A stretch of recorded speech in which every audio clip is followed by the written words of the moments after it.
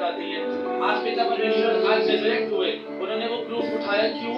ताकि हमें वो मृत्यु ना देखनी पड़े, वो अंत की मृत्यु, बल्कि हम क्या, हम परमेश्वर के साथ उस राइचियस पाथ में चलने वाले बने।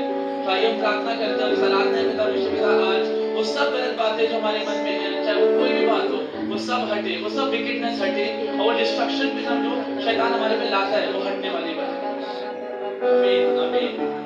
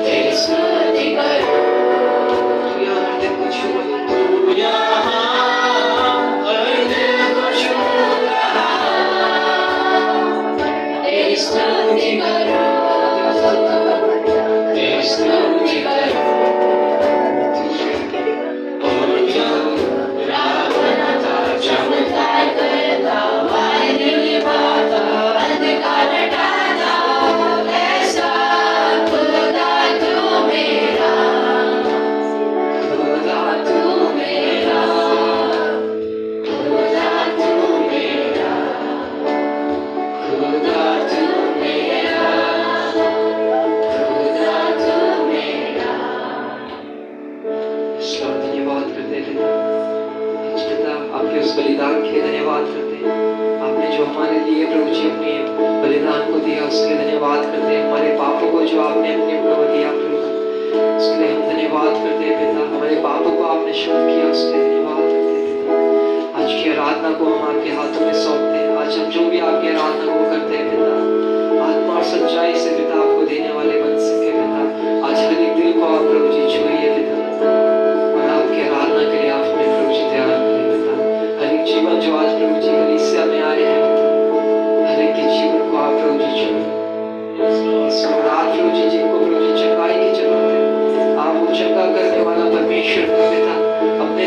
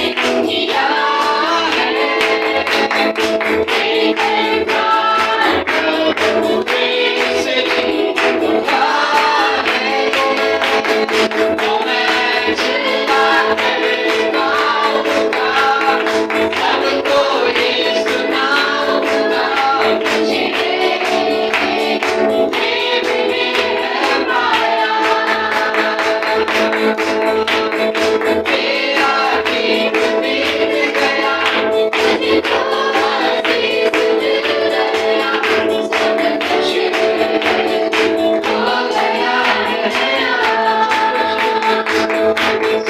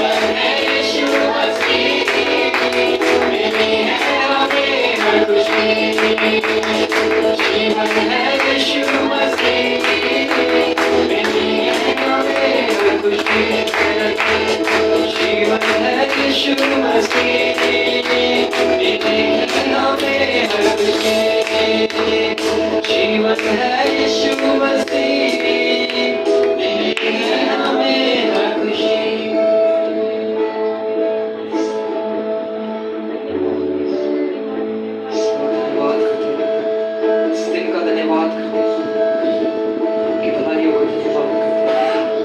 आज हर एक जीवन परमेश्वर का धन्यवाद करें, उसके बलिदान का धन्यवाद करें। आज उसने हमें हर एक पापों से छुड़ाया, उसके लिए धन्यवाद करें। आइए हम सब मिलकर परमेश्वर का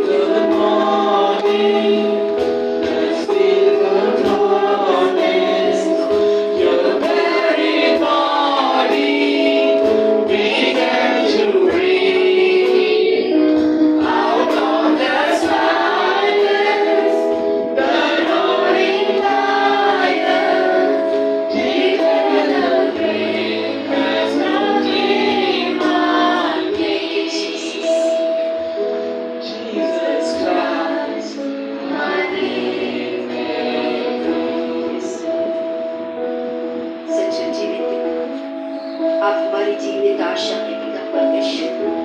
मुर्दों में से जी उठकर आपने जो आशा दी है प्रभु, उसके हम आभारी है पिता।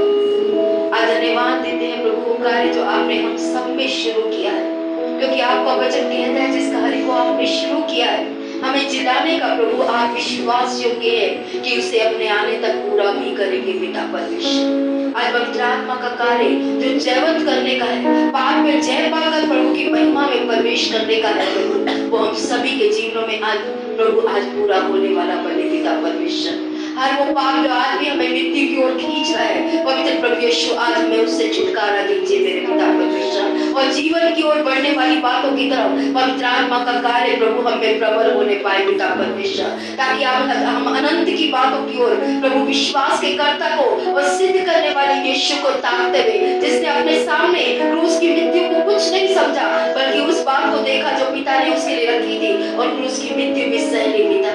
आज हम सभी को वो बातें सहने में मदद कीजिए जो आज आपकी महिमा में हमें और ज्यादा आशीषित करेंगी पिता, और ज्यादा आप में प्रबल करेंगी पिता, आप में और ज्यादा सामर्थ्य करेंगी, आप में और ज्यादा जिलाएंगी पिता, ताकि प्रभु आज शरीर की बातें हटे और आत्मा के कार्य हम पे पूरे हो पिता, आत्मा की बातें हम में पूरी हो पिता, आपके वचन का हर एक अनुभव हम में से हर एक अनुभव से प्राप्त करने वाला बने और विश्वास से प्रभु आपकी गवाही देने वाला बने मेरे पिता। आज यीशु के नाम में हम आपका धन्यवाद करते हुए, आपका आभार प्रकट करते हुए प्रभु जी इस सारी विनती प्रार्थना हम सभी को उद्धार करता यीशु मसीह के नाम से मांगते हैं, आमीन आमीन। आप सभी इस समय बैठ सकते हैं। एक बार फिर से नई दिल्ली बीएफसी कलीसिया में आप सभी लोगों का स्वागत है। परमेश्वर आपको आशीष दे। आज ईस्टर है, इसकी शुभकामना यानी कि प्रभु के जी उठने का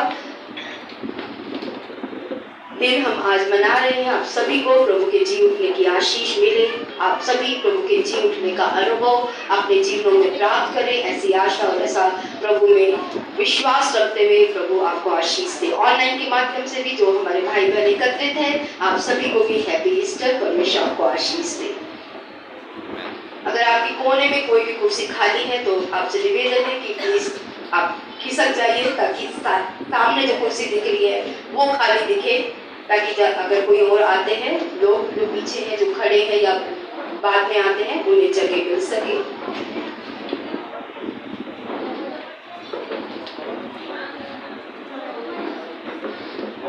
संडे स्कूल के लिए जो बच्चे 12 साल से छोटे हैं वो संडे स्कूल के लिए बहसीमा और मिनी कैरिस के साथ में जाएंगे।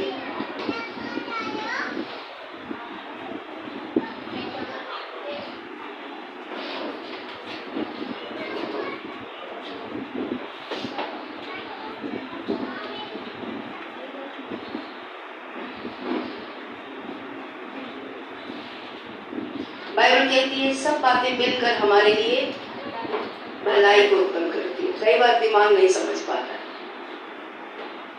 जब गुड फ्राइडे हुआ, गुड फ्राइडे की सबक खत्म होते ही मेरी तबीयत खराब होने लगी, उस स्टमक में प्रॉब्लम होने लगी, यही रहते मुझे बुखार भी चढ़ गया, सब बातें होती रही और मेरी हालत नहीं थी कि मैं संडे का मैसेज तैयार कर पाऊँ।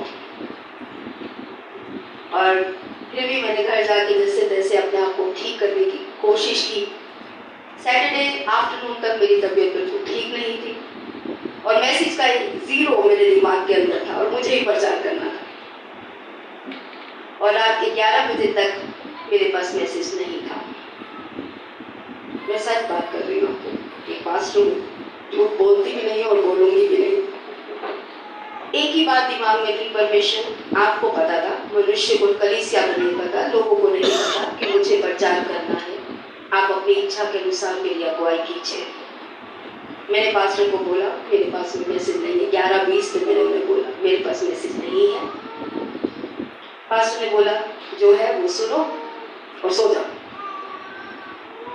मैंने बाइबल बोलती है पर मैंने अनुभव से सीख रही हूँ और अब तो और बढ़ती चली जा रही हूँ कि जो पति बोले बाइबल बोलती है उसके अधीनता में चलो।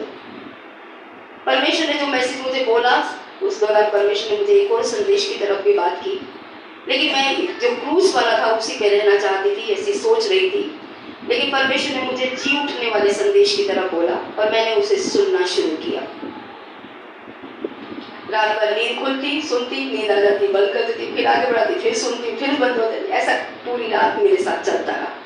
कभी जागी, कभी सोई, कभी जागी, कभी सोई। और सुबह 5:30 बजे मैंने मैसेज तैयार किया, लेकिन वो मैसेज शायद मैं तब तैयार नहीं करती अगर मैं बीमार नहीं होती।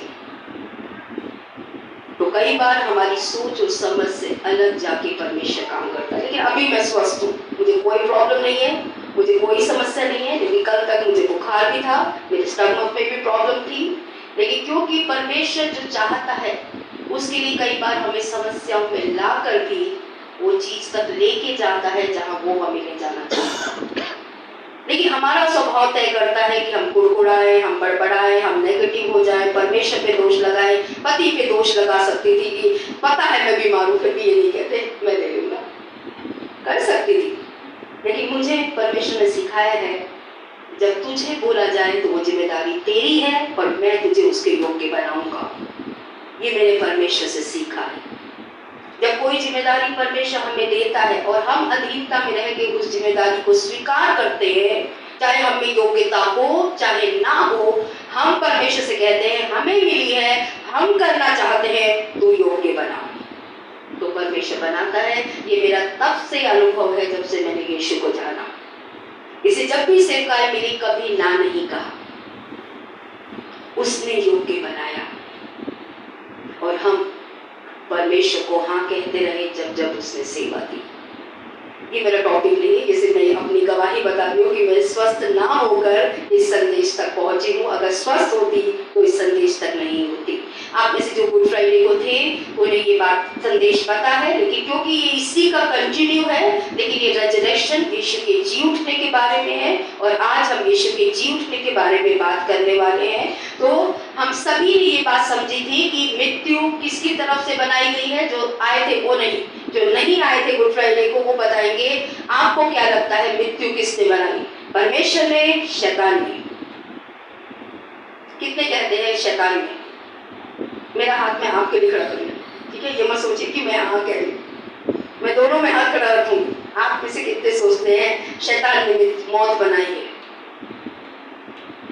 कितने कहते हैं परमेश्वर ने बनाई है? गुड फ्राइडे वाले नहीं, क्योंकि वो फर्क हो जाएगा।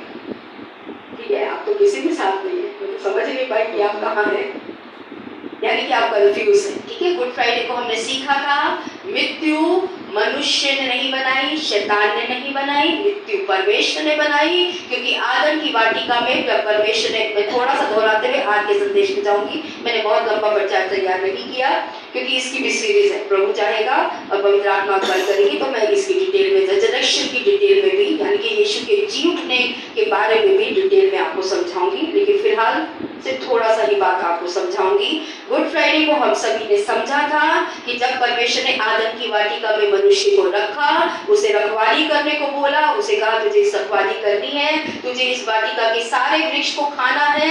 ये पहली कम्युनिकेशन परमेश्वर और मनुष्य के बीच में था और परमेश्वर ने उसे एक ही आज्ञा दी थी कि तू सारे फलों को बिना खटके खाना, लेकिन वाटिका के बीच में जो मैंने रखा है भले और बुरे के ज्ञान के वृक्ष को तू कभी मत खाना, जिस दिन तू खाएगा उस दिन तू मर जाएगा। मृत्यु की बात किसने की? परमेश्वर ने की। शैतान ने कोई मृत्यु की बात नहीं की। शैतान वहां पे अभी तक पिक्चर में आया भी नहीं था।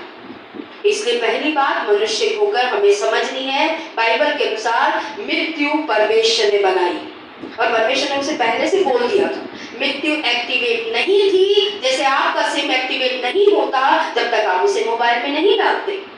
सिम है, आप कॉल कर सकते हैं, आप इंटरनेट यूज कर सकते हैं, लेकिन वो तब तक अपने आप में प्रभाव रहित है जब तक आप उसे मोबाइल में डालकर चालू नहीं करते। पावर इन सभी स्विचेस में है, लेकिन जब तक आप ऑन नहीं करते कोई पंखा लाइट अपने आप नहीं चलता। ऐसे ही मनुष्य को पहले से बोल दिया गया था जिस दिन तू पाप करेगा तेरा मरना निश्चित है। ठीक है, तो हमने समझा पाप के कारण मृत्यु आती है और जैसे जैसे हम पाप करते चले जाते हैं मृत्यु, परमेश्वर के इस बात को पक्का करता है कि मनुष्य मरे, क्योंकि परमेश्वर ने खुद इस बात को बोला है। इसी ये मत बोलिए परमेश्वर ये तो क्या कर रहा है। कई लोग इस बात में बड़े अच्छे हैं, कुछ भी गलत होता है सीधा परमेश्वर पे दोष। याद रखिए परमेश्वर कभी कुछ गलत नहीं करता। आज मैं आपको साबित करूंगी मृत्यु भी गिफ्ट है मानव जाति के लिए। आप सोचेंगे कि कैसे, पर मैं आज आपको साबित करूंगी। परमेश्वर का वचन कहता है कि परमेश्वर जो है कभी कुछ गलत नहीं करता है। बाइबल में लिखा है हर एक उत्तम वस्तु, हर एक भली वस्तु ज्योतियों के परमेश्वर से मिलती है, जिसमें कोई फेरबदल नहीं होती। मृत्यु भी परमेश्वर का गिफ्ट है। ये बात आज मैं आपको साबित करके दिखाऊंगी बाइबल के अनुसार। ज्ञान कथा कहानियों पे मत लगाइए, कथा कहानी वाले रेत वाले हैं। अगर आज भी आप परमेश्वर के वचन को छोड़कर किसी बात पे विश्वास करते हैं तो आप रेत पे घर बना रहे हैं, और अगर आप बाइबल पे विश्वास करके अपने जीवन को बना रहे हैं तो आप चट्टान पे बनाने वाले समझदार व्यक्ति कहलाएंगे। इसलिए हर बात की तुलना बाइबल के परमेश्वर के वचन से कीजिए, अपनी सोच से नहीं।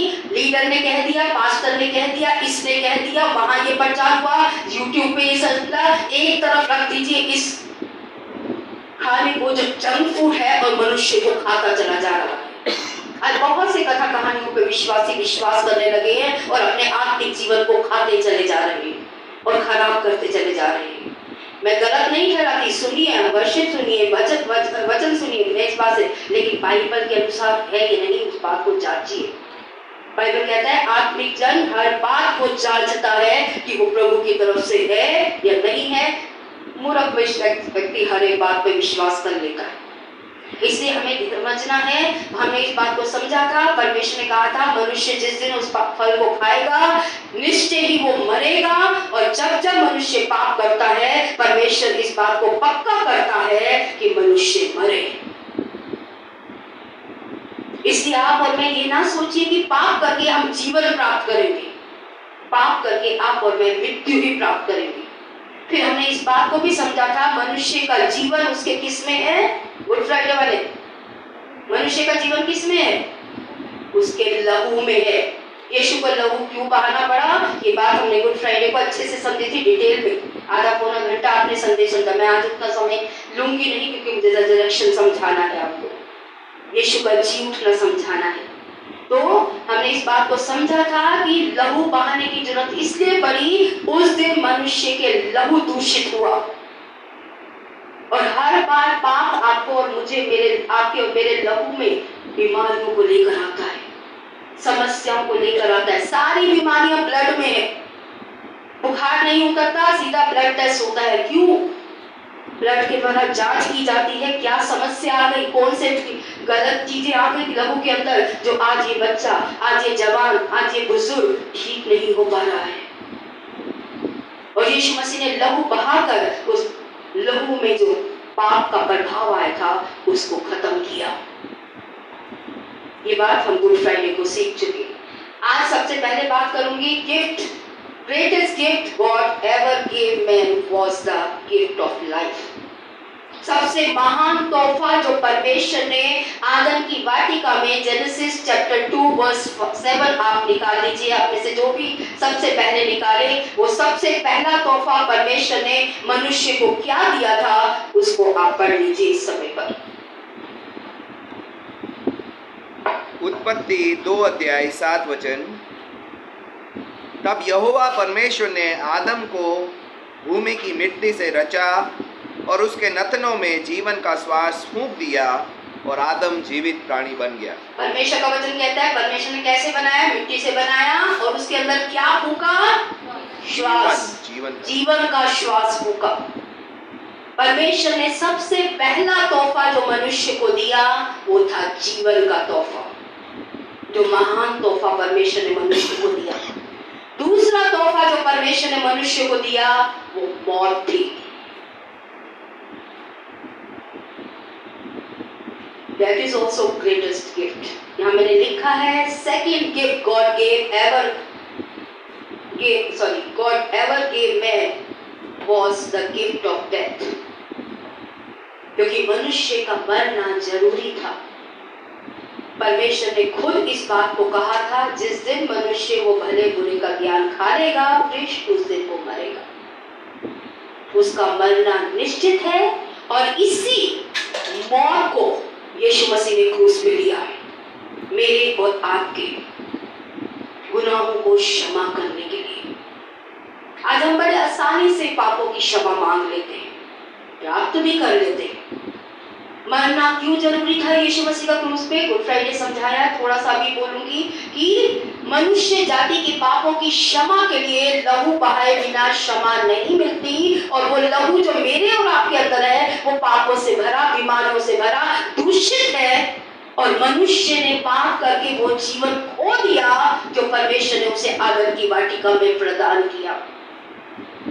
आज हर एक इफिसियों 2 अध्याय पढ़िएगा कि हम सब ने वो जीवन खो दिया था जो परमेश्वर ने मनुष्य को दिया था, जिसमें परमेश्वर मनुष्य के अंदर रहता था पवित्र आत्मा की सामर्थ्य के द्वारा। यीशु ने भी अपने चेलों पर श्वास फूंका था, कहा था पवित्र आत्मा लो, किया था कि नहीं? बाइबल जानते हैं कि नहीं जानते? गर्दन क्यों नहीं हिलाते? और नहीं पढ़ते तो जाके पढ़िए। यीशु ने भी श्वास फूंका, मनुष्य ने वो जीवन खो दिया जो परमेश्वर उसे इस पृथ्वी पर देना चाहता था। और वो जीवन क्या था? मनुष्य इस पृथ्वी पर जैसा परमेश्वर कहता है वैसा जीवन जिए, और उसके लिए उसने बलिदान चुकाया, और वो जीवन उसे वापस लौटाने की बात की। और ये बात यीशु मसीह ने खुद कही अपने जीवन को देने के बारे में। यूहन्ना 10 अध्याय 17 और 18 पद। हर चीज को बाइबल से देखिए। ये प्रचार आपको आसानी से नहीं मिलेगा। मैंने बोला जब से मेरे जीवन में राज्य आया, मैं राज्य के अलावा बात कर ही नहीं सकती अब। और जिसमें राज्य आ जाएगा वो राज्य की ही बातें करेगा, और जब तक आप में राज्य नहीं आएगा आप राज्य के लिए भूखे भी नहीं होंगे, क्योंकि यीशु मसीह राज्य देने आया। शरीर की बातें देना अपने आप आ जाएगा जब राज्य आएगा। आपको लगता है इस पृथ्वी के मालिक बन जाएंगे तो आप किसी से जाकर चीनी मांगेंगे? बोलिए, आप मालिक हैं और परमेश्वर आपको मालिकाना हक देना चाहता है इस पृथ्वी पर। और आप और मैं कैसे पाएंगे? एक ही शर्त है जो मैं आज आपको इस मैसेज में बता दूंगी, चुनाव आपके हाथों में छोड़ दूंगी। जब आप उसे करेंगे, आप बाइबल कहती है वो ये करने वाला नहीं ऐसा बनाएगा आपको। बोलती है कि नहीं? फिर क्यों हम ये कर रहे हैं? कभी आपने सोचा है?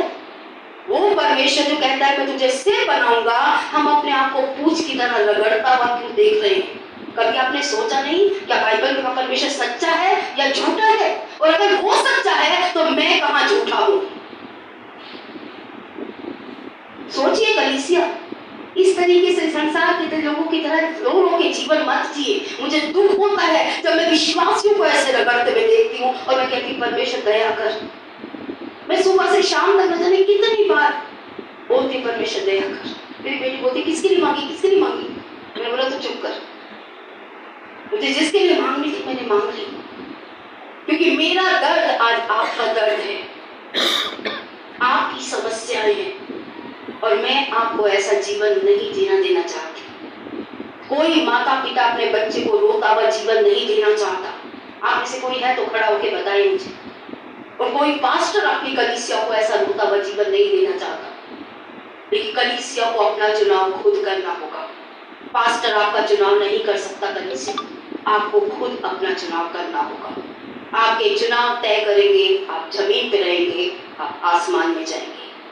कहने का मतलब ऊंचाइयों पे चढ़ेंगे, क्योंकि बाइबल खुद कहती है उसके लोगों को वो ऊंचाइयों पे लेके जाता है। परमेश्वर आपको ले जाना चाहता है। आइए, अगर आप पहुंचे हैं तो आइए यूहन्ना 10 अध्याय उसका 17 और 18 पद जो यीशु ने अपने लिए बात की। यूहन्ना 10 अध्याय 17 वचन। पिता इसलिए मुझसे प्रेम रखता है, यीशु ने कहा पिता यानी परमेश्वर इसलिए मुझसे प्रेम करता है कि मैं अपना प्राण देता हूँ कि फिर उसे ले लूं। इसलिए प्यार कर रहा है क्योंकि मैं उसकी इच्छा के लिए क्या दे रहा हूँ? अपना जीवन।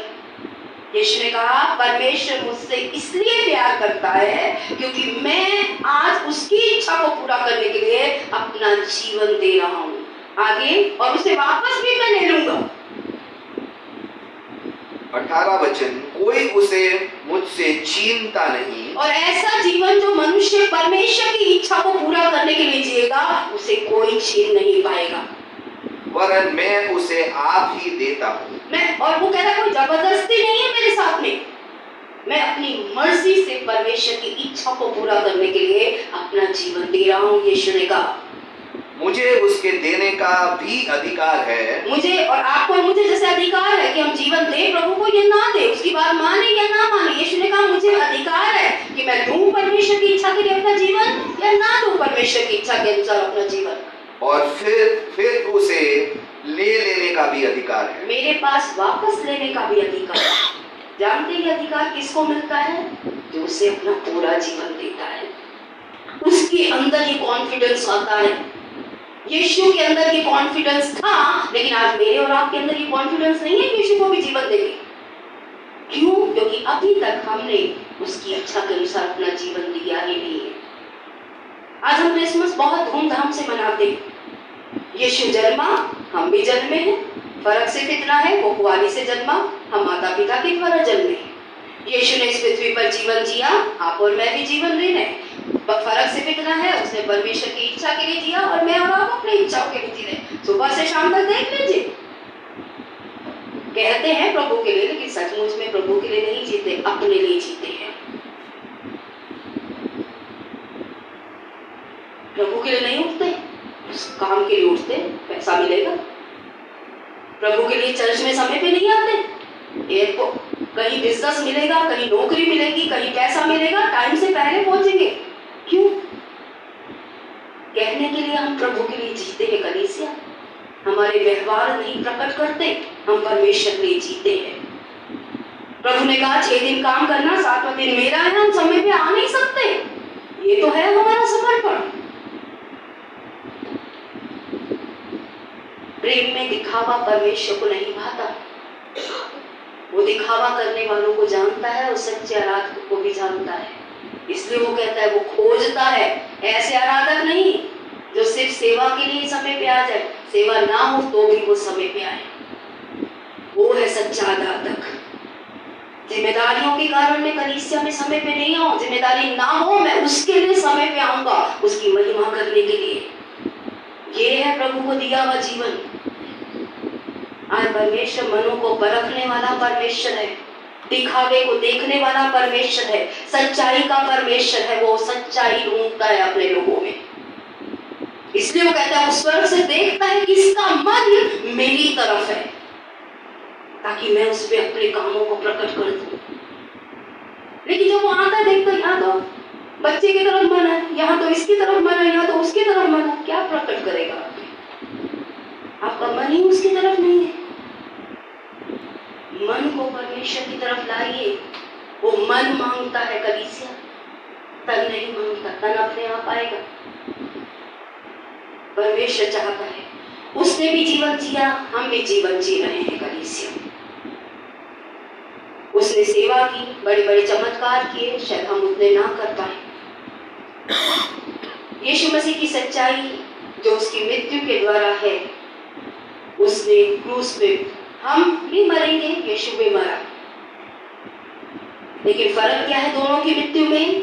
वो हम सब के लिए मरा, हम अपने पापों के कारण मरेंगे, अपने देह के बूढ़ी अवस्था में जाके मरेंगे, बीमारियों से मरेंगे, हार्ट अटैक से मरेंगे, शुगर से मरेंगे, अन्य समस्याओं से मरेंगे। लेकिन उसकी मृत्यु और हमारी मृत्यु में बहुत फर्क है। उसने पूरी मानव जाति के पापों का प्रायश्चित करने के लिए क्रूस पे जीवन को दिया। आज हम किसी के लिए थोड़ा सा करते हैं, इतनी बड़ी बड़ी चर्चा करते हैं, बताते गाते हैं जाता है, वो बंदा एहसान ना माने, बंद देना बंद, बात करना बंद, ये करना बंद, वो करना बंद। कितना स्वार्थी है हमारा प्यार, वो कितना निस्वार्थ है।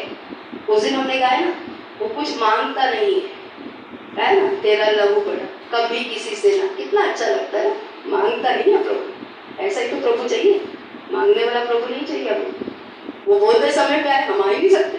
वो बोले पूरा 10 बजे, हम दे ही नहीं सकते। वो कहते जाके दूसरों को प्रभु की बात कर नहीं सकते। मांगने वाला प्रभु नहीं चाहिए, सिर्फ देता है, देता है, देता है। ऐसा चाहिए प्रभु में आकर। ऐसा स्वभाव मसीह का तो नहीं था, जिसने अपने सारा कुछ मानव जाति के लिए दे दिया। बहुत फर्क है हमारे प्रेम में। और यहाँ पे हम देखते हैं हम सभी इस पृथ्वी पर मृत्यु का सामना करेंगे, पर हम सभी यीशु की तरह जी उठने का दावा नहीं कर सकते। मरेंगे हम सभी, लेकिन हम सभी यीशु की तरह जी उठने का दावा नहीं कर सकते। कलीसिया, यीशु ने जिस बात को क्लेम किया, आज हम में से कोई इस बात को क्लेम नहीं कर सकता। यीशु की क्रूस की मृत्यु ने जो पूरी मानव जाति के पापों का प्रायश्चित थी, उसके द्वारा मानव जाति को जो जीवन उसने पाप करके खोया था उसे वापस दिया और जी उठकर मानव जाति को एक आशा दी। यीशु मसीह जी इसलिए उठा क्योंकि अब जो उस प्रायश्चित पर विश्वास करके अपने मन को पापों से हटाकर इस बात को मानेंगे कि हाँ, हम पापी थे, हमने पापों में जीवन जिया और पापों के कारण आज ऐसी समस्या उसमें आकर हम खड़े हो गए हैं। हम पापों से मन फेरेंगे और जो आदम की वाटिका में आदम ने गलती की, परमेश्वर की बात ना मानकर हम उसकी बात मानेंगे, उन्हें वो जीवन वापस देता है। पापों की क्षमा आसानी से मिलती है। हम इसी न प्रेयर करते हैं, पापों की क्षमा दे देता है परमेश्वर। लेकिन आशा और जी उठने का अनुभव केवल वो विश्वासी लेते हैं जो पापों से मन बदलते हैं, जो मानते हैं कि हमने अपनी मनमानी करके गलत किया था। आदम की वाटिका में परमेश्वर ने जो बातें की थी, आदम ने नहीं मानी, लेकिन हम बाइबल पढ़कर परमेश्वर की बात मानेंगे, हो जा आत्मा में जन्म लेते हैं और नई आशा को परमेश्वर में पाते हैं। और जो नहीं करते वो जीवन भर एक रिलीजन की ही धारा में घूमते रहते हैं। यीशु मसीह का जी उठना इसलिए जरूरी था क्योंकि वो जीवन देने आया, एक आशा देने आया, जीवित उठकर कि अगर तुम मेरे नाम पर पश्चाताप करोगे, अपने पापों से मन फेरोगे। इसे 3.5 साल एक ही बात बोलता रहा, मन बदल लो, मन बदल लो, मन बदल लो, मैं तुम्हें जीवन दूंगा और पृथ्वी पर राज वापस दूंगा। 3.5 साल वो चिल्लाता रहा। आज कलीसिया चिल्ला रही है, एक पास्टर चिल्ला रहा है, लेकिन हमें कोई फर्क नहीं पड़ता। हम वही करते रहेंगे जो हम करते रहे हैं और मृत्यु में ही लौटना चाहते हैं, नए जीवन को प्राप्त नहीं करना चाहते, जिसे यीशु मसीह जी ने आया। उसने कहा, मैं आया कि तुम्हें जीवन दूं और बहुतायत का जीवन दे दूं। छोटा मोटा नहीं, लटकता पटकता नहीं, गिड़गिड़ाता नहीं, रोता हुआ नहीं, बीमारियों से भरा नहीं, समस्याओं से भरा नहीं, तकलीफों से भरा नहीं, झगड़ों से भरा नहीं, कुड़कुड़ाने से भरा नहीं, जलन से भरा हुआ नहीं, ईर्ष्या से भरा हुआ नहीं, प्रेम से भरा जीवन दे दूं। ये देने यीशु मसीह इस दुनिया में फिर से जी उठा, क्योंकि मनुष्य ने आदम की वाटिका में पाप करके वो जीवन खो दिया। और यीशु मसीह में पापों की क्षमा प्राप्त करने के बाद अगर विश्वासी अपने मन को बदलता है, उसे मुझे एक ही बात बोली गई थी, 2 बातें, प्रार्थना, बाइबल। मुझे तीसरी कोई बात नहीं सिखाई गई थी पहली मुलाकात में। और मैंने सिर्फ प्रार्थना की, मैंने सिर्फ बाइबल पढ़ी। जब गलत करती थी, पवित्र आत्मा अंदर से बोलता था, अर्चना गलत कर रही है। कई बार सुनती थी, कई बार नहीं सुनती थी। सच्चाई बता रही हूँ मैं और बताती रही हूँ। लेकिन मैंने धीरे धीरे, मुझे एक बात पता थी कि बस बाइबल का परमेश्वर गलत नहीं बोलता। ये आश्वासन मेरे अंदर बहुत जल्दी आ गया था। नफरत लेके जाती थी, परमेश्वर प्यार करने का अंदर से ताकत देता था और मैं अपने परिवार से सबसे पहले प्यार करने लगी। अपने माँ बाप का सबसे ज्यादा दिल मैंने तोड़ा, अपमान मैंने किया, बदनामी मैंने कराई, लेकिन पश्चाताप करने के बाद सबसे पहले मैंने उनका आदर करना शुरू किया। पश्चाताप की सबसे पहली निशानी होती है अपने माँ बाप का आदर। अगर आज भी हमारे बच्चों में हमारा आदर नहीं है और हम बच्चे होकर कहते हैं हमने यीशु को मान लिया, लेकिन अभी तक परमेश्वर की यह आज्ञा जो अपनी आज्ञा के बाद परमेश्वर ने हमें दी कि अपने माता पिता का आदर करना, 3-4 आज्ञाएं उसने अपने लिए दी। मूर्ति मत बनाना, सबक का आदर करना, ये करो। उसके बाद छूटते ही उसने अपनी आज्ञाओं के बाद बोला अपने माँ बाप का आदर करना। और परमेश्वर ने सबसे पहले मुझे यही बात सिखाई और मैंने पश्चाताप किया, परमेश्वर मुझे माफ कर, मैंने अपने माँ बाप के साथ जो व्यवहार किया। इकलौती बेटी होने के बावजूद, माँ बाप का सबसे ज्यादा प्यार पाने के बावजूद, माँ बाप का सबसे ज्यादा लाड और विश्वास पाने के बावजूद आज शर्मिंदगी होती है अपने पापों को देखकर मुझे। लेकिन मदन, अगर आप मन बदलेंगे, स्वर्ग का राज्य आपको मिलेगा, यीशु का जीवन आपको मिलेगा। यीशु इसलिए जी उठा। फियर ऑफ डेथ, आज मौत का डर हमारे अंदर क्यों है? हर विश्वासी में मौत का डर आज क्यों पाया जा रहा है? क्योंकि हमें वो पता ही नहीं कि मरने के बाद जो जीवन परमेश्वर हमें देने वाला है वो कितना सुंदर जीवन है, वो कितना शांति से भरा हुआ, समस्याओं से रहित जीवन है जो यीशु के द्वारा मनुष्य को मिलता है। मैंने सबसे करीबी मृत्यु अपनी मम्मी की देखी। मैंने किसी को अपने आंखों के सामने या इस अवस्था में नहीं देखा कि वो व्यक्ति आधा मरा हुआ है। मैंने अपनी मम्मी को आंखों से देखा। एक व्यक्ति जो आपके लिए सब कुछ करता है, आज पलंग पे पड़ा है, अधमरी अवस्था के अंदर, आपके लिए कुछ आपसे बात तक नहीं कर सकता, इतनी शक्तिशाली है मृत्यु। मुझे 2 दिन लगे अपनी मम्मी की मौत को स्वीकार करने में। मैं आज भी अपनी माँ को याद करके एक दर्द को अनुभव करती हूँ, उस पलंग को सप्तजंग में याद करती हूँ जिसमें मेरी माँ अधमरी अवस्था में पड़ी थी, होश नहीं था उसके अंदर। इसे सप्तजंग जाने में मुझे डर भी लगता है, मैं सच बताती हूँ।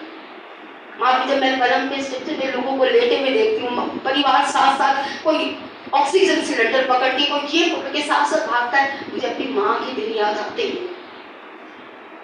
मृत्यु बहुत प्रभावशाली है, बहुत शक्तिशाली है।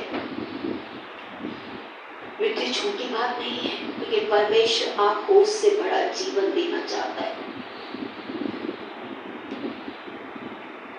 शरीर की मृत्यु हम सभी, लेकिन उसके बाद क्या? यीशु ने जी उठने का वायदा किया। Proof that death has lost its power. यीशु का जी उठना इस बात का प्रमाण था कि यीशु ने मृत्यु पे भी जय प्राप्त करी है। 3 ग्रेटेस्ट गिफ्ट परमेश्वर के द्वारा मनुष्य को दिए गए। First, gift of life. Second, gift of death. Third, Yeshu का जी उठना। कि अगर मनुष्य शरीर में मरेगा तो भी परमेश्वर उसे एक नया जीवन देगा, जो इस पृथ्वी पर पश्चाताप करके परमेश्वर की इच्छा के अनुसार इस संसार में जीवन को जिएंगे। मैं ये नहीं कह रही कि हम 100 की 100 सारी की सारी आज्ञाएं को माने। जानते हैं परमेश्वर की नजर में धर्मी कौन है? पहला व्यक्ति यीशु ने कहा, जिसने स्वर्ग की ओर आंखें भी नहीं उठाई, और कहा, परमेश्वर मुझ पापी पे दया कर। जो आज परमेश्वर को जानकर भी अपने पापों को देखता है। और दूसरा, जिसकी एक मन की पुकार है, मैं कुछ भी करके, कितना भी दुख उठाकर, कितना भी घटी का सामना करके, कितनी भी गरीबी में जाकर, कितने भी अत्याचार सहकर, कितने भी लोगों की नफरत स्वीकार करके, मैं से परमेश्वर की इच्छा पूरी करूंगा। परमेश्वर की नजर में वो धर्मी है,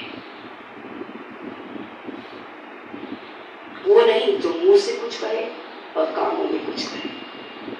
इसलिए पौलुस ने कहा, मैं अपने अंदर 2 प्रकार का स्वभाव पाता हूँ, हम सब में विद्यमान है। कलीसिया, एक पास्टर होके मुझ में भी विद्यमान।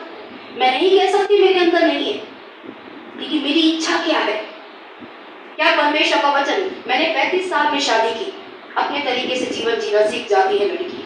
मुझे बहुत संघर्ष हुआ अपने पति की अधीनता में आने में, मैंने बहुत गलतियां की, मैं आपको खुद बता रही पास्टर होने के नाते। लेकिन जब राज्य आया मेरे जीवन के अंदर, मैं आभारी हूँ कोविड का। उस दिन परमेश्वर इस कोविड में राज्य आ गया। अब मुझे पति की अधीनता बुरी नहीं लगती, अच्छी लगती है, क्योंकि उसमें मेरी आशीष फलती है। परमेश्वर ने कहा, तू जितना नीचे जाएगी मैं उतना, जैसे मेरा पुत्र जितना नीचे गया मैं उसे उतना ऊपर लेके गया। अगर तुझे ऊंचा जाना है तो नीचा जाना सीख, आज्ञाओं की अधीनता में रहना सीख। तेरी ऊंचाई का कोई माप नहीं ले पाएगा। आज अगर हम विश्वास में आकर भी वही जीवन जी रहे हैं जो मनमानी का है, बाइबल की आज्ञाएं माने नहीं रहे, तो बहनों भाइयों, मृत्यु तो निश्चित है। यीशु हमें नया जीवन देना चाहता है। उसने जी उठकर जो वायदे किए हैं वो उनके लिए किए हैं जो पापों से मन फेर कर उसकी तरफ आएंगे। जितने साल में भी आप यीशु को ग्रहण कर चुके, मैंने 23 साल में किया, आपने कब किया या नहीं किया मैं नहीं जानती, लेकिन मुख्य बात है पापों की क्षमा प्राप्त करने के बाद क्या आपने परमेश्वर से रिश्ता जोड़ा? क्या बाइबल के परमेश्वर की बात तो तब मानेंगे ना जब बाइबल पढ़ेंगे। करना क्या है वो तो पता होना चाहिए ना मुझे।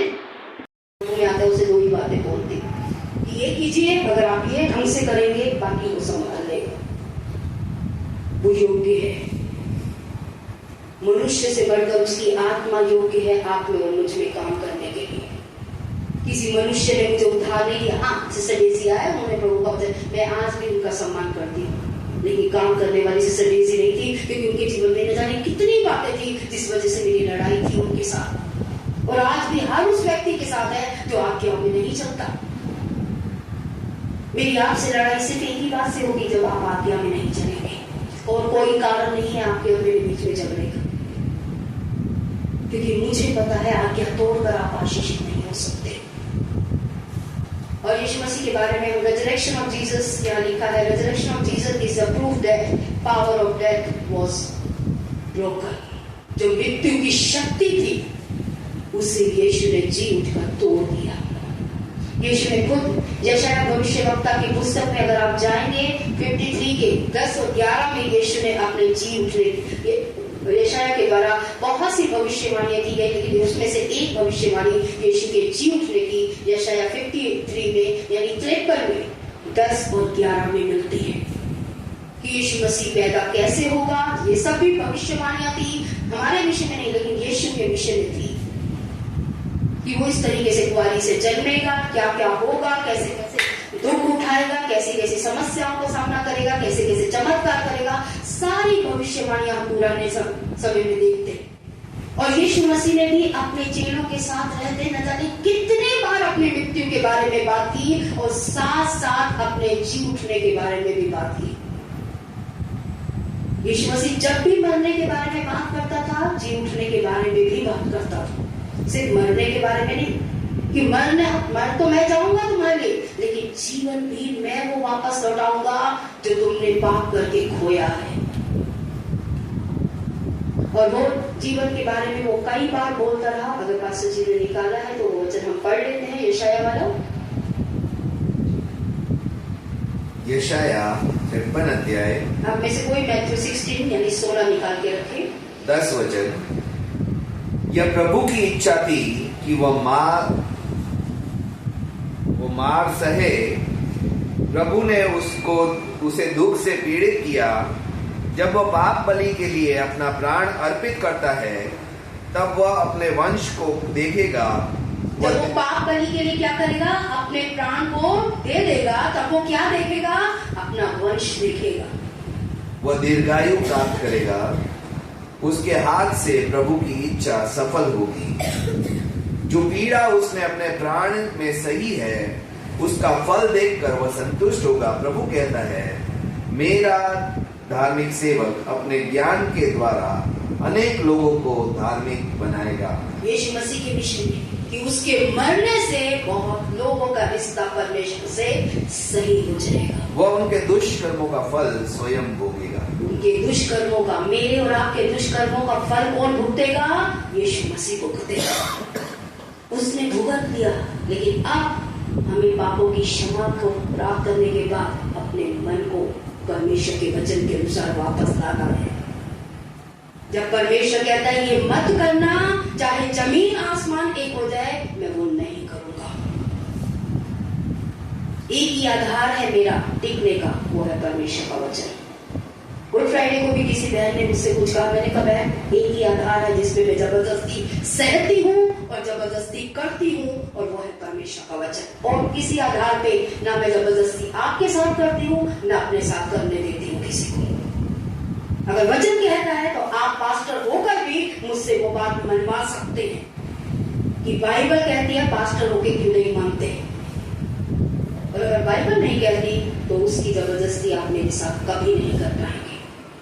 और यही अधिकार प्रभु में मुझे आपके जीवन में मिला है कि मैं बाइबल के परमेश्वर की बात, क्या कहा यीशु ने, जो जो आज्ञाएं मैंने दी है उन्हें मान करना सिखाओ। ये आज्ञा यीशु की मिली है। अपनी इच्छा पूरी करवाना नहीं सिखाया यीशु ने मुझे कि मैं अपनी इच्छा आपसे पूरी करवाऊं, मैं परमेश्वर की इच्छा आपसे पूरी करवाऊं, परमेश्वर की बातें मानना आपको सिखाओ। ये एक पास्टर की जिम्मेदारी है, ये एक अगुवे की जिम्मेदारी है। अगर आप अगुवे हैं या बनना चाहते हैं तो याद रखिए, मनुष्य को मैनिपुलेट करने के लिए परमेश्वर ने हमें नहीं बनाया हुआ, उनका फायदा उठाने के लिए नहीं, उस परमेश्वर की इच्छा को पूरा करने के लिए। यीशु ने खुद मैथ्यू 16, अगर आप में से किसी ने निकाला है तो 21 वचन से आप पढ़िए।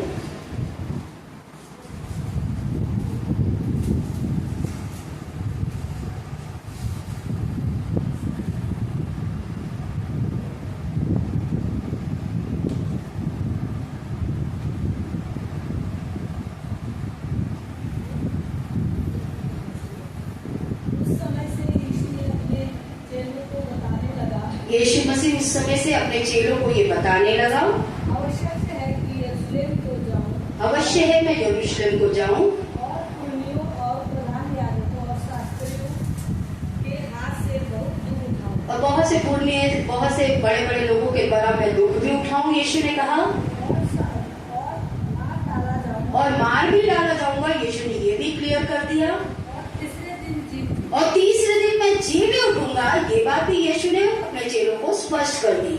मत्ती 28 उसका 1 से लेकर 8 पर जब यीशु ने ये जो कहा था उसे पूरा किया, उसे पढ़कर हम समाप्त करेंगे।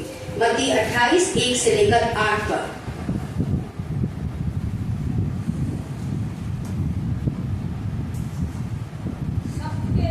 सप्ताह के पहले दिन और करते ही मरियम मगदलीनी और दूसरी मरियम कब्र को देखने आई।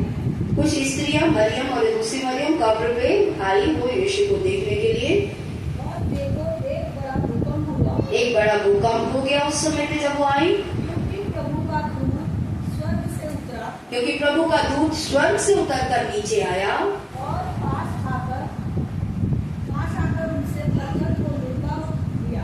और उसने क्या किया, कब्र पे जो पत्थर था उसे लुढ़का दिया उस स्वर्गदूत ने और उस पर बैठ और उस पत्थर पर वो बैठ गया। उसका रूप बिजली का सा उसका जो रूप था एक चमकने वाली बिजली की तरह था और उसका वस्त्र पाले के समान उज्ज्वल था। और उसका वस्त्र पाले के समान ओस की तरह जो था उज्ज्वल था, यानी रोशनी वाला था। उसके भय से पहरुए कांप उठे उसके भय से जो गरूबे थे कांप उठे और मृतक के समान हो गए। और मृतक के समान हो गए। स्वर्गदूत ने स्त्रियों से कहा और जो स्त्रियां वहां पे कब्र पे आई थी उसको स्वर्गदूत ने ये कहा मत डरो, मत डरो, क्योंकि वो भी डर गई। मैं जानता हूँ स्वर्गदूत ने कहा तुम यीशु को जो जो क्रूस पर चढ़ाया क्रूस पे चढ़ाया गया, मर गया है क्रूस पर, ढूंढती हो। उसे ढूंढ रही हो। ये बात मुझे पता है। ये स्वर्गदूत ने कहा वो यहाँ पे नहीं है, परंतु जैसा उसने अपने वचन में पहले से कहा था उसी के अनुसार जी उठा है वो। आगे पढ़िए 8 तक। आओ ये स्थान देखें जहाँ प्रभु पड़ा था। आओ जगह भी देख लो जहाँ पे तुम अपने प्रभु को रखा था, वो जगह भी देख लो। स्वर्गदूतों ने कहा और सिर्फ जाकर उसके चेलों से कहो। और आप जाओ उसके अनुयायियों से जो उसके पीछे 3.5 साल तक काम धंधे छोड़ के चलते रहे, उनके पास जाओ और उन्हें बताओ कि वो तुम ऐसे जी उठा है कि खुद ही मत इस बात को देखो, उन्हें भी जाके बता दो कि वो अपने कहे के अनुसार मरे हुए में से जी उठा है। वह तुमसे पहले गलील को जाता है। वो तुमसे पहले गलील को जाएगा वहाँ उसका दर्शन पाओ। और तुम्हें कहाँ पे उसका दर्शन मिलेगा ये भी बता दिया। हाँ, देखो मैंने तुमसे ये बात पहले से कह भी दी है कि यीशु जी उठकर प्रकट भी होगा। यीशु जी उठ के प्रकट उन पे होता है जो यीशु के पीछे चलना चाहते हैं, जो पापों को सही से मन बदल कर प्रभु की इच्छा पे चलना चाहते हैं। पाप को छोड़ना आसान नहीं है, बहुत संघर्ष होता है, खुद से लड़ाई है, दूसरों से काम। लेकिन क्या आपकी इच्छा है? सवाल मुश्किलों का नहीं है, सवाल चुनाव का है। क्या आप सचमुच में करना चाहते हो? जब मुझे प्रॉब्लम हुई शादी के बाद में, कई चीजों में उतार चढ़ाव आया, परमेश्वर ने मुझसे एक ही सवाल पूछा, मुश्किल कितनी है ये मत बता, क्या तू वचन के अनुसार चलना चाहती है, बस ये बता दे। जो मैं कहता हूं क्या वो तू करना चाहती है तो मैं आसान करूंगा, लेकिन अगर तू कहे मैं वो नहीं करूंगी तो फिर तेरे लिए मुश्किलें बढ़ती ही रहेंगी। आप अगर परमेश्वर के वचन के अनुसार अपने मन को बदलने की इच्छा रखेंगे कलीसिया, आप वो जीवन प्राप्त कर लेंगे जो आदम की वाटिका में मनुष्य ने खोया, क्योंकि यीशु ने मुर्दों में से जी उठकर वो जीवन वापस आपको देने का आश्वासन दिया है। यीशु मसीह हमारी आशा है,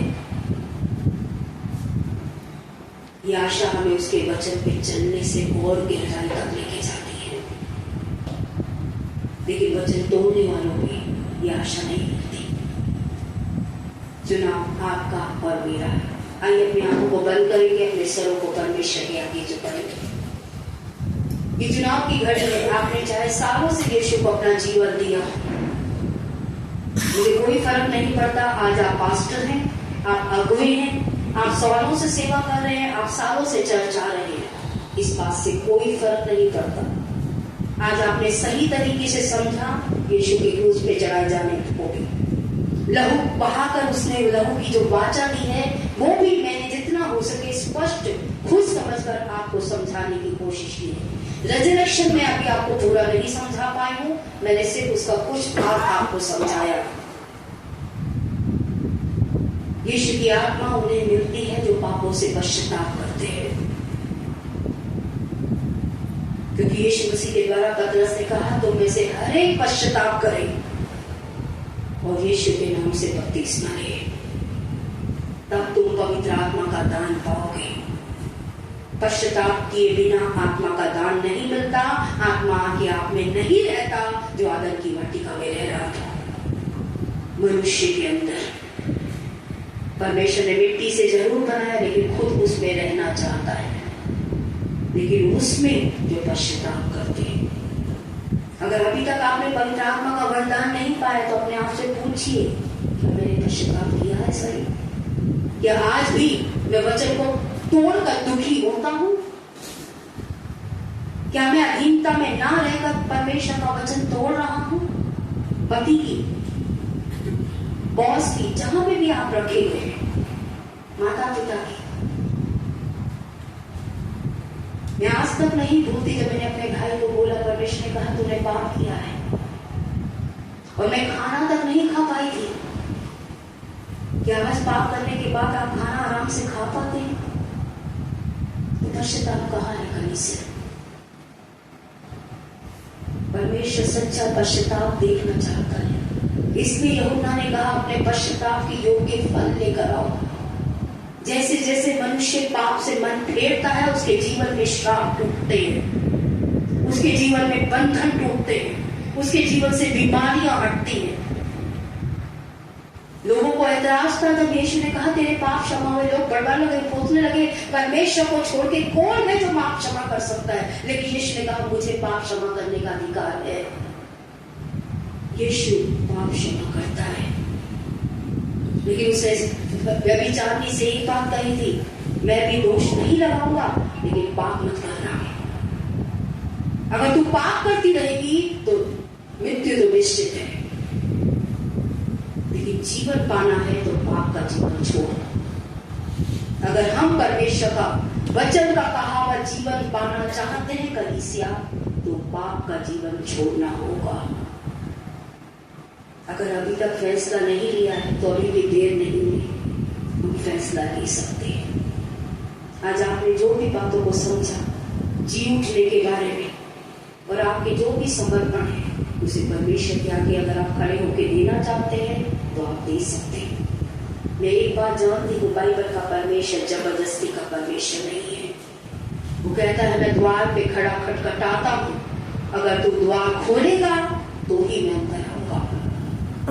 अगर तू अपने मन से मेरी इच्छा पे चलना चाहेगा तो मैं जरूर आकर तुझे जीवन दूंगा, मैं तुझे आशीष दूंगा, मैं तुझे चंगाई दूंगा, मैं तुझे छुटकारा दूंगा, मैं तेरे लिए मार्ग बनाऊंगा, मैं तेरे लिए उन्नति का जीवन दूंगा। इसलिए वो कहता है मैं योजना तेरे विषय में जानता हूँ, जो मैंने बनाई है वो तेरी उन्नति की है, तेरे नाश की नहीं है, और अंत में तेरी इच्छाओं को पूरा कर देने की है। लेकिन वचन तोड़कर नहीं, वचन मानकर, आज्ञाओं पे चल के, कुड़कुड़ा कर देकर नहीं, देने का नहीं, हर्ष से देने वाले को परमेश्वर खुशी से प्रेम से गले लगाता है। यीशु ने कितने आश्वासन से कह दिया कि मैं इसलिए पिता मुझसे प्यार करता है क्योंकि मैं अपना जीवन उसके लिए देता हूं। मुझे अपनी तरीके से जीने का अधिकार है, लेकिन मैं उसकी इच्छा के लिए जीऊंगा। और इसीलिए यीशु के पास यह आश्वासन था कि मैं वापस भी पालूंगा। इसलिए तो यीशु ने कहा इससे कोई लाभ नहीं है, तुम संसार को प्राप्त कर लो लेकिन अपना जीवन खो दो, क्योंकि जो संसार को प्राप्त करेगा वो जीवन खोएगा, और जो संसार को खोएगा वो जीवन प्राप्त करेगा। यीशु ने कहा चुनाव आपका और परमेश्वर के बीच में। आइए अपनी आंखों को बंद करेंगे, अपने सरों को झुकाएंगे, खुद प्रार्थना करनी है, खुद समर्पण देनी है। मैं आपके लिए आज कोई प्रार्थना यहाँ पे खड़े होकर भी नहीं करूंगी। चुनाव आपका है। मैं से आराधना करूंगी तो परमेश्वर ने मुझे दी है। क्या कोई कर सकेगा जैसा प्यार तूने किया? क्या कोई कर सकेगा? आप में से कोई आराधना नहीं करेगा, अगर समर्पण करना चाहते हैं तो वो कीजिए। क्या कोई कर सकेगा जैसा प्यार तूने किया? क्या कोई कर सकेगा कुर्बान अपनी जान? मैंने ढूंढा हर कहीं, मिला ऐसा प्यार नहीं।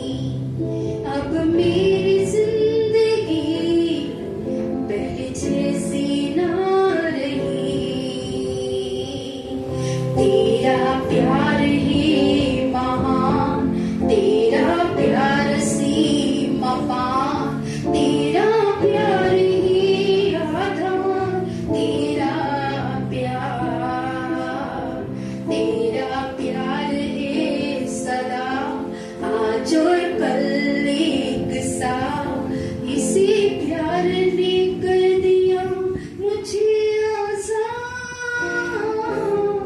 तेरा प्यार, सिर्फ तेरा प्यार, अनोखा प्यार, सिर्फ तेरा प्यार, तेरा प्यार, सिर्फ तेरा प्यार, अनोखा प्यार, सिर्फ तेरा प्यार।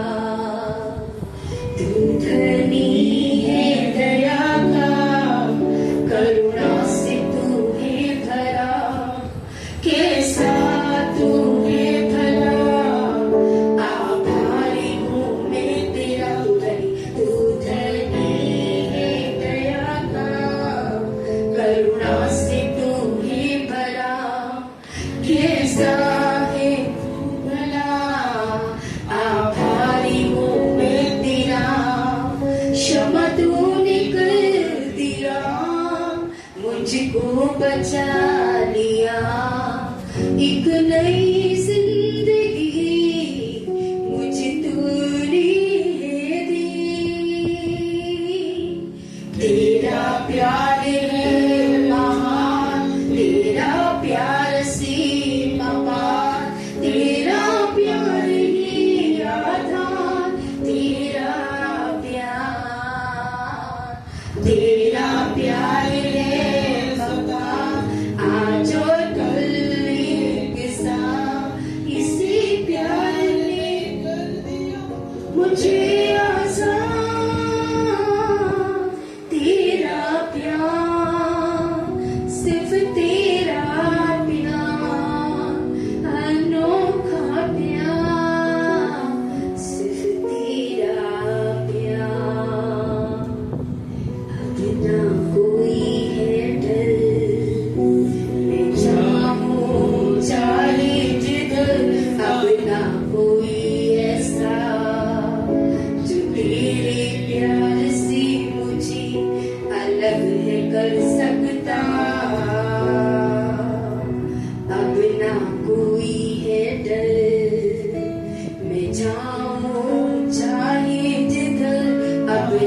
कोई ऐसा जो तेरे प्यार से मुझे अलग है कर सकता। आप गाना चाहते हैं तो गा सकते हैं। तेरा प्यार है वहाँ, तेरा प्यार सीमा पार, तेरा प्यार ही आधार, तेरा प्यार है सदा, आजा कल एक साथ, इसे प्यार ने कर दिया मुझे आजाद। तेरा प्यार, सिर्फ तेरा प्यार, अनोखा प्यार, सिर्फ तेरा प्यार, तेरा प्यार ईश्वर, तेरा प्यार, अनोखा प्यार, सिर्फ तेरा प्यार। सच्चे जीवन पिता, जीवन के वरदान के लिए हम आपके आभारी हैं पिता। मृत्यु के वरदान के लिए भी आभारी है पिता। जी उठकर जो नया जीवन हमें दिया है प्रभु, हम उसके लिए भी आपके आभारी है पिता परमेश्वर। आज हम सभी को उस नए जीवन का अनुभव केवल आप दे सकते हैं पिता परमेश्वर। आज मैं प्रभु आभारी हूँ अपने लिए, और आज इस मंडली में आए हुए हर एक जीवन के लिए, जो खड़े भी हैं और जो नहीं भी खड़े हैं पिता, हम सभी को उस नए जीवन का अनुभव आप दीजिए पिता। वो जीवन जिसको देने के लिए आपने क्रूस पर जीवन को दिया प्रभु, ताकि हम जीवन पाए और बहुतायत का जीवन पाए प्रभु। आपने कहा जिसके पास पुत्र है उसके पास जीवन है, और जिसके पास पुत्र नहीं है वो परमेश्वर का जीवन नहीं देखेगा। आज प्रभु हमें से हर एक व्यक्ति उस जीवन को अनुभव से प्राप्त कर सके, आपके उस नए जन्म के अनुभव को प्राप्त करें पिता। पवित्र आत्मा की उस सामर्थ का अनुभव फिर से प्रभु वो श्वास आपका फूका हुआ हम में प्रवेश करें प्रभु, ताकि हम इस पृथ्वी पर आपकी आत्मा से भरकर आपकी इच्छा को पूरा कर पाए पिता। आज हर एक कलीसिया के जीवन के लिए आपसे ये प्रार्थना मांगती हूँ पिता। आपने कहा ये आपकी इच्छा नहीं कोई भी नाश हो, बल्कि सबके सब बचाए जाए मेरे पिता परमेश्वर। आज इस मंडली में हर एक परिवार बचाया जाए, हर एक बेटी बचाई जाए, हर एक बेटा बचाया जाए, हर एक भाई हर एक बहन के प्रभु आज जिलाए जाने की विनती प्रभु यीशु मसीह के नाम से आपसे करते हुए मेरे पिता। आज वो बलिदान व्यर्थ ना हो जो आपने क्रूस पर दिया है पिता, बल्कि हम सभी उसमें जीवंत होकर आज आपकी आत्मा से भरे जाए मेरे पिता। आत्मा के जलाए चले मेरे पिता, ताकि आत्मा के परमेश्वर की इच्छा को अपने जीवन में और अपने जीवन के द्वारा पूरी कर सके प्रभु जी। आज यीशु मसीह के नाम में प्रभु आपसे सहायता और मदद मांगते हुए इस सारी विनती प्रार्थना यीशु मसीह के नाम से मांगते हैं। आमीन आमीन। जब मसीह आप सभी बैठ सकते हैं इस समय पर। एक बार फिर से आप सभी को यीशु मसीह के जीवन होने की शुभकामनाएं। परमेश्वर आप में और मुझ में नए जीवन का अनुभव, जिलाए जाने का अनुभव लेकर आए, ऐसी आशा ऐसी प्रार्थना मेरी एक पास्टर होने के नाते हमेशा हर एक जीवन के लिए रहेगी। आप सभी का आभारी हूँ जो ऑनलाइन के द्वारा हमसे जुड़े हैं। परमेश्वर आपको भी आशीष दे। हैप्पी ईस्टर वंस अगेन, एक बार फिर से हैप्पी ईस्टर। परमेश्वर आपके साथ बना रहे। ऑनलाइन के लिए सभा हम यहीं पे समाप्त कर रहे हैं। जय मसीह।